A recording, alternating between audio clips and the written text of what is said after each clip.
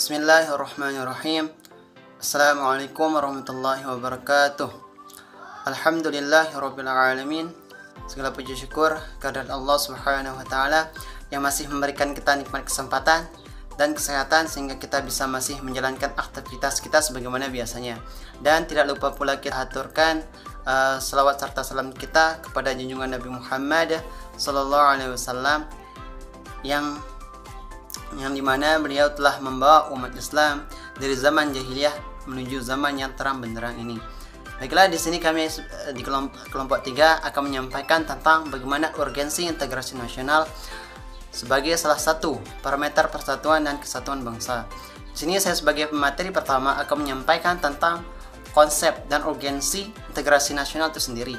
Nah, dalam hal ini saya akan menjelaskan dua hal, yaitu makna integrasi nasional itu sendiri dan jenis-jenis integrasi nasional.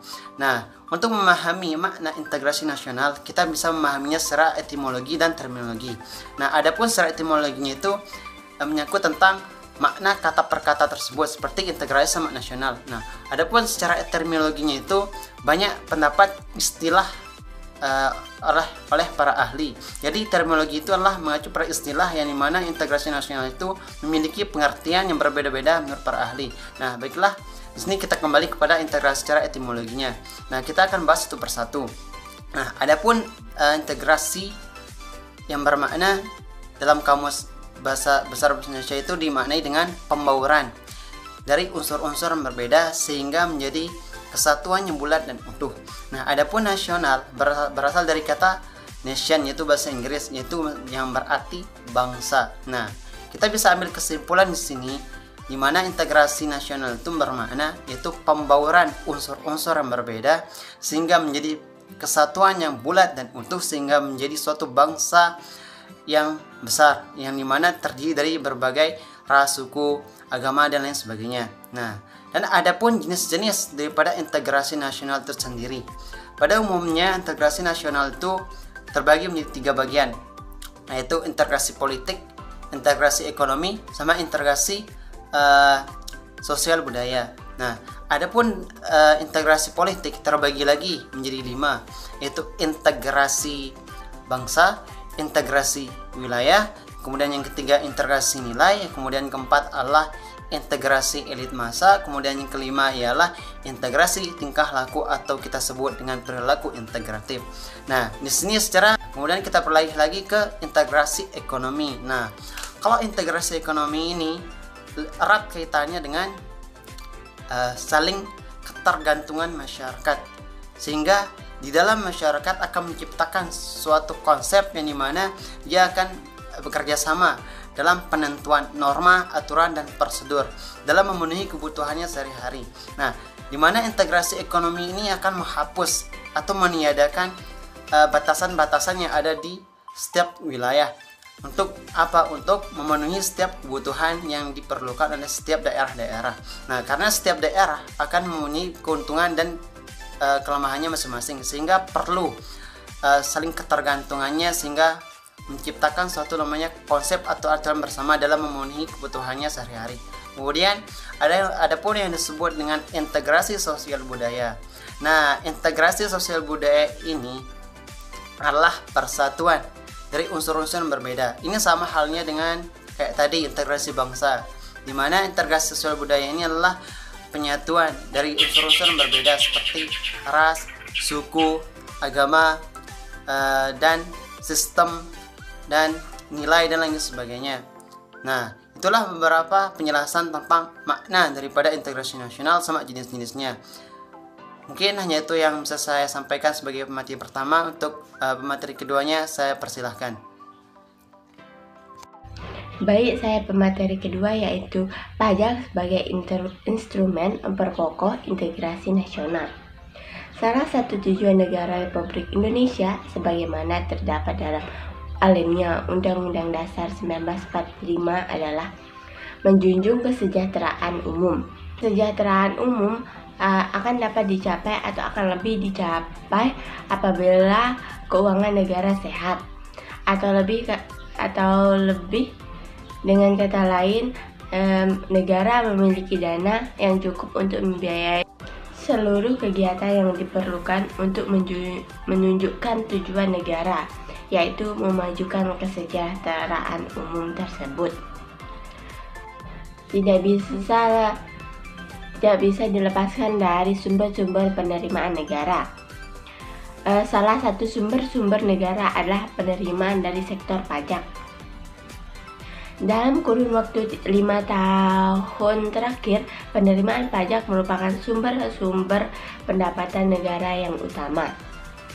Pada anggaran pendapatan belanja tahun 2016, pemerintah menargetkan pendapatan yang bersumber dari pemerintahan pajak adalah sekitar 1.360 triliun atau sebesar 74,63% dari penerimaan negara secara keseluruhan. Sekian, terima kasih. Di sini saya akan melanjutkan materi dari pemateri sebelumnya, yaitu bagian C, membangun argumentasi tentang dinamika dan tentang integrasi nasional. Yang pertama itu dinamika integrasi internasional di Indonesia sejak kita bernegara tahun 1995. Upaya pembangunan integrasi terus-menerus dilakukan. Contohnya peristiwa integrasi berdasarkan 5 jenis integrasi sebagai berikut. Yang pertama yaitu ada integrasi bangsa tanggal 15 Agustus 2005 melalui MOU Memorandum of Understanding di Vantaa, Helsinki, dan Finlandia.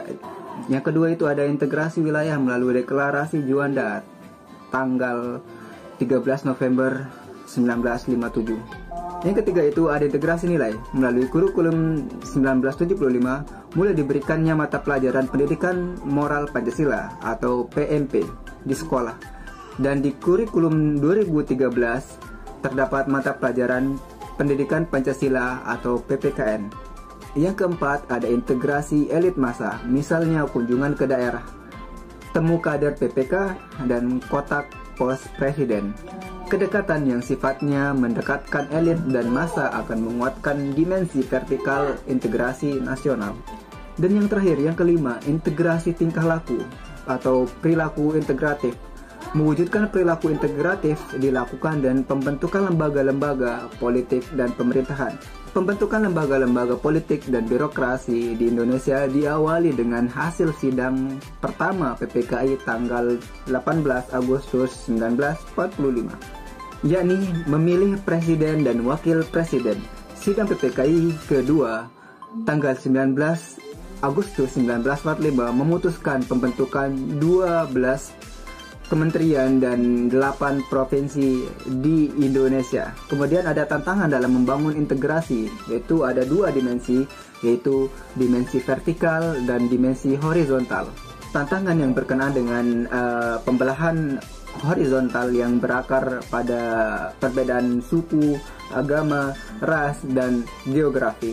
Sedangkan dalam dimensi vertikal, tantangan yang ada adalah berupa celah perbedaan antara elit dan massa, di mana latar belakang pendidikan perkotaan menyebabkan kaum elit berbeda dari massa yang cenderung berpandangan tradisional.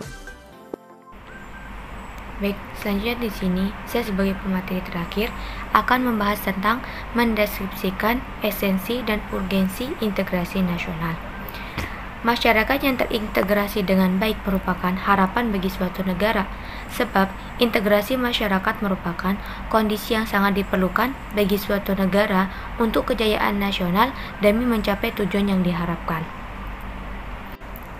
Ketika masyarakat suatu negara senantiasa diwarnai oleh pertentangan ataupun konflik, maka akan banyak kerugian yang diderita, baik kerugian berupa fisik, material, seperti kerusakan sarana dan prasarana yang sangat dibutuhkan oleh masyarakat tersebut, maupun kerugian mental spiritual seperti perasaan khawatir, cemas, ketakutan, bahkan tekanan mental yang sangat berkepanjangan.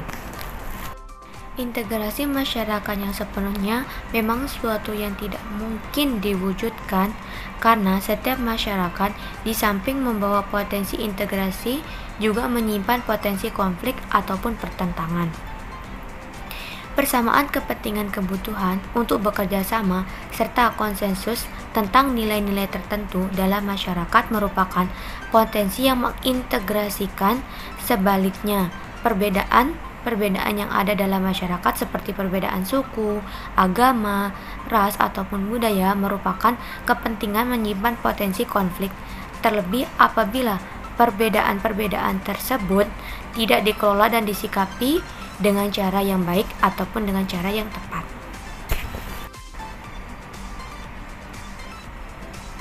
Namun, apapun kondisinya, integrasi masyarakat merupakan suatu yang sangat dibutuhkan untuk membangun kejayaan bangsa dan negara, sehingga perlu senantiasa diupayakan.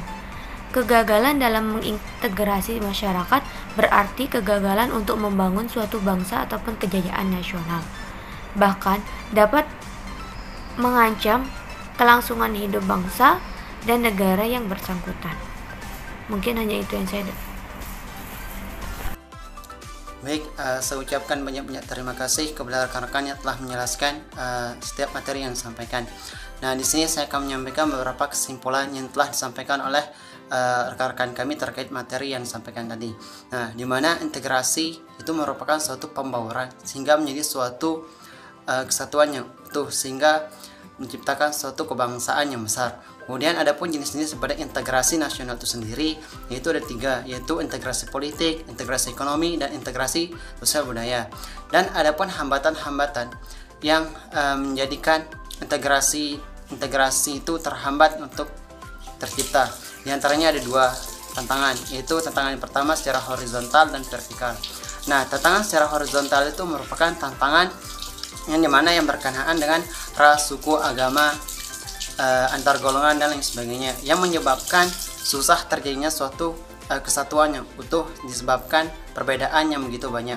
Kemudian tantangan yang kedua itu secara vertikal, di mana tantangan secara vertikal ini berkenaan atau berkaitan dengan antar jenjang perbedaan antara elit dan massa, di mana pendidikan yang ada di perkotaan dan yang ada di perdesaan itu memiliki jenjang yang sangat berbeda. Nah, kemudian adapun secara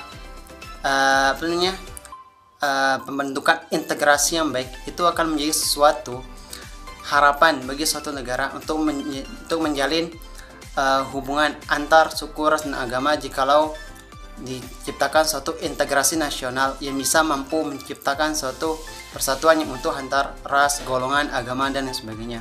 Mungkin hanya itu yang bisa disampaikan oleh kelompok 3.